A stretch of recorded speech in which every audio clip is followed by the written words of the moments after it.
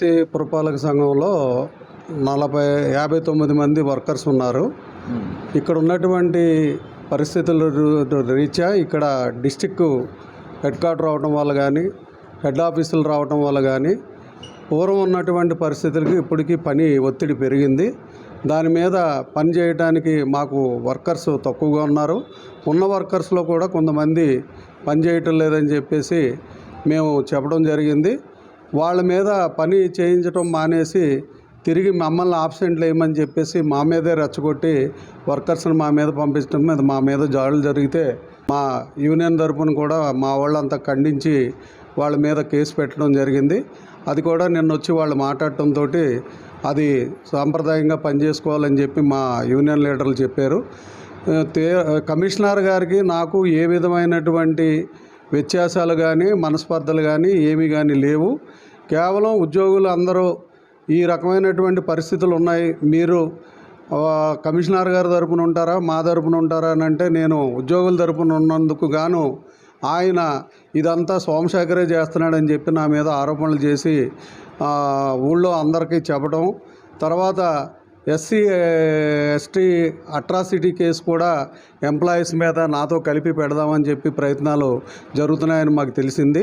ఈ విషయాలన్నీ కూడా మా నాయకులు నరసింహులు గారికి అలాగే భాస్కర్ రెడ్డి గారికి తెలియపరిచాం.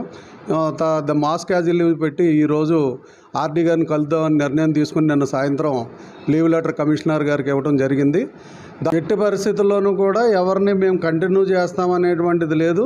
కొంతమంది ఎంప్లాయీస్కి పని చేయట్లేదనేటువంటి విషయాలు మా అంతర్గతంగా మేము అధికారుల దృష్టికి తీసుకెళ్ళినా వాళ్ళంతా తిరగబడి మా మీద లేనిపోయిన ఆరోపణలు తీసుకొచ్చి మమ్మల్ని ఇతను వచ్చినప్పటి నుంచే ఈ రకమైనటువంటి ఆరోపణలు చేస్తున్నాడు అని చెప్పి నా మీద కొన్ని రకాలైనటువంటి కుట్రలు కూడా జరగడం వాస్తవం.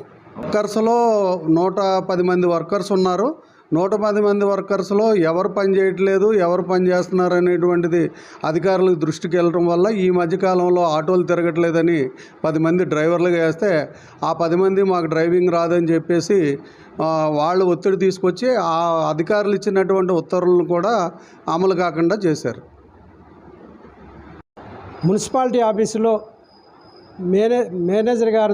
మేనేజర్ గారు ప్లస్ మన కమిషనర్ గారికి స్టాఫ్కి మధ్య మనస్పార్థాలు రావడం, కమిషనర్ గారు ఒక నియంత్రణ ధోరణిలో మాట్లాడడం, స్టాఫ్ని చాలా ఇబ్బంది పెడుతున్నాడని చెప్పి నా దృష్టికి విషయం రావడం జరిగింది.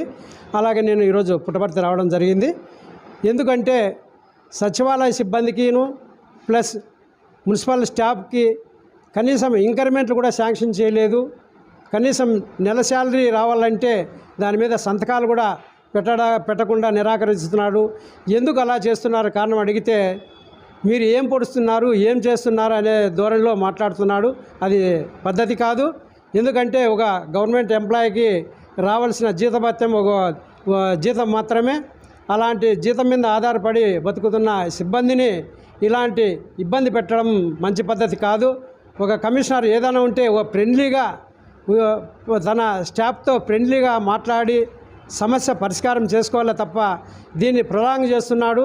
ఇలా చేసుకుంటూ పోతే స్టాఫ్ కూడా చాలా ఇబ్బంది పడుతున్నారు. అలా ఇబ్బంది పడిన టైం వస్తే మేము కూడా అన్ని ఉద్యోగ సంఘాలతో కలిపి ఇక్కడ పుట్టపర్తిలో పెద్ద ఎత్తున ధర్నా కార్యక్రమాలు కూడా చేస్తామని చెప్పి నేను చెప్తున్నాను. అందువల్ల ఇప్పుడు ఏంటంటే ప్రతి ఒక్కరిని పని చేయమని అంటున్నానే తప్ప నా స్వార్థ పరిస్థితి లేదు. నేను ఎలక్షన్కి వచ్చాను, ఎలక్షన్ నుంచి నన్ను తాను చేస్తే వెళ్ళిపోతాను. ఇప్పుడే బయటపడ్డాను. ఇప్పుడు వీళ్ళందరూ చూస్తున్నా ఎవరు ఏంటి అనేది. ఇప్పుడు ఫీల్డ్లోకి వెళ్తున్నా. ఇప్పుడు ఎవరైనా కాగితం పెట్టాలన్నా లేదా ఒక బిల్డింగ్ పర్మిషన్ ఇవ్వాలన్నా ఆ బిల్డింగ్ నేను చూడాలన్నా. ఇప్పుడు 5 స్టేర్లు 6 స్టేర్లు కట్టారు, వాడు పర్మిషన్ ఇవ్వాలి. పర్మిషన్ నేను చూడాలి, ఆ బిల్డింగ్ని చూసి పర్మిషన్ ఇస్తాను. అక్కడ వాడు 5 స్టేర్లు కట్టుంటే నేను 3 స్టేర్లకి పర్మిషన్ ఇస్తున్నాను. అప్పుడు 5 స్టేర్లు ఇస్తే మనం ఇబ్బంది కదా, నేను సంతకం పెడితే అది నేను చూడాలన్నా. అది వాళ్ళకి బాధ అయిపోయింది. అన్నీ చూడాలంటున్నాడు కమిషన్ గారు. చూడకుండా అవుట్డోర్ పోయి చూడకుండా మనం పెట్టలేదు కదా సార్, కళ్ళు మూసుకుని 4 గోడల మధ్యన. అది లేకుండా మెమో అంటే మరి వాళ్ళని కొట్టలేదు తిట్టలేం కదా సార్. పని చేయకపోతే ఒక మెమో ఇస్తాం, అందుకని మనం ఏం చేయగలిగింది లేదు. ఇప్పుడు పని చేయకపోతే ఏం చెప్తాం సార్, ఒక మెమో ఇస్తాం, నువ్వు పలానా పని చేయట్లేదు ఎందుకు చేయట్లేదు అని మెమో ఇస్తాం. ఏం లేవు సార్, నా దగ్గర ఉంటాడు, మీకు తెలిసిందేగా, అక్కడే ఉంటాడు. కానీ అతను మెమో ఇచ్చేవరకల్లా ఆ కక్ష కడుపులు పెట్టి నాకు మెమో ఇస్తారా అనేసి వీళ్ళందరినీ గ్రూపులు కట్టేసేసి. మరిన్ని వీడియోస్ కోసం ఛానల్ ని సబ్స్క్రైబ్ చేయండి, లేటెస్ట్ అప్డేట్స్ కోసం వాట్సాప్ ఛానల్ ని ఫాలో చేయండి అండ్ లింక్ డిస్క్రిప్షన్ లో ఉంది.